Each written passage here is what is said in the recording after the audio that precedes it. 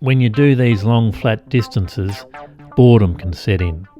On particularly lonely stretches, I sometimes start playing road games, like swerving between the white lines.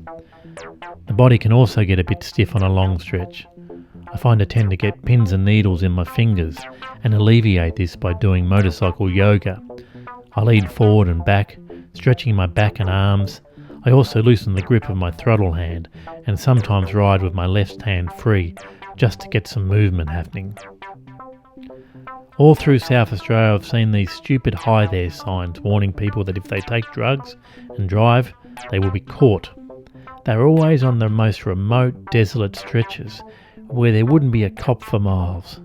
I'm sure somewhere in the state a van full of travellers are lighting up every time they see the sign, mocking its absurdity. I decided to visit Cactus, a famous surf break I'd read about in magazines when I surfed. Surfers used to live out here in makeshift huts. It was a real counterculture hotspot back in the 70s. Now it's all flushing toilets, showers and firewood barbecues. I met Ron, who has lived at Cactus for 40 years, running the campsite for the last 30. As I told him about my trip, he had that twinkle in his eye of someone stoked to see someone living an adventure. He had the weather-worn face of an outdoorsman, broken blood vessels lining his cheeks like the tributaries of a river system. That is the thing with people who live adventurous lives. They never look like the pretty boy heroes of Hollywood. They wear their experiences on their face. A bent nose, scars, furrows and ruddy colour.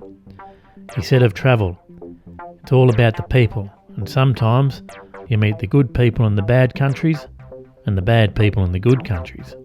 I knew exactly what he was talking about, remembering a time I was stuck at a New Mexico truck stop after being dropped off by a bus.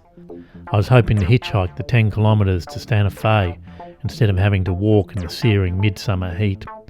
After asking every vehicle that pulled into that service station over 2 hours and hearing every excuse in the book, I ended up getting a ride with a Mexican illegal immigrant who had swum the Rio Grande as a 12-year-old, his brother's Albuquerque address hidden in his boot. Ronaldo now had a family and ran his own successful business, and the only reason I got to know his story is because Michael Jackson's Beat It came on the radio, and it was the first song he'd ever heard in the USA. I read about a guy who rode a DR650 around West Africa with a surfboard. I'm playing with the idea of attaching racks for my trip from Perth to Broome. This stretch of coast has some epic left-handers, and as a goofy foot who mainly had to contend with right-handers on the Victorian coast, this would be a dream, to be able to pull into barrels or actually face the wave instead of having my back to it.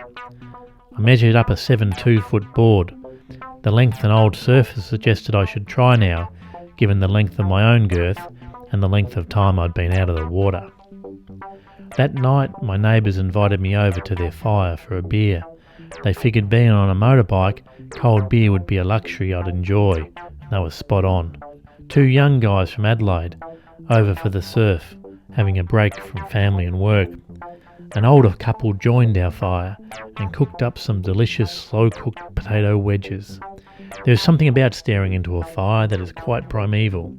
It seems to lull people into talk, slows things down to a normal conversational level, without all the instant bells and whistles of social media.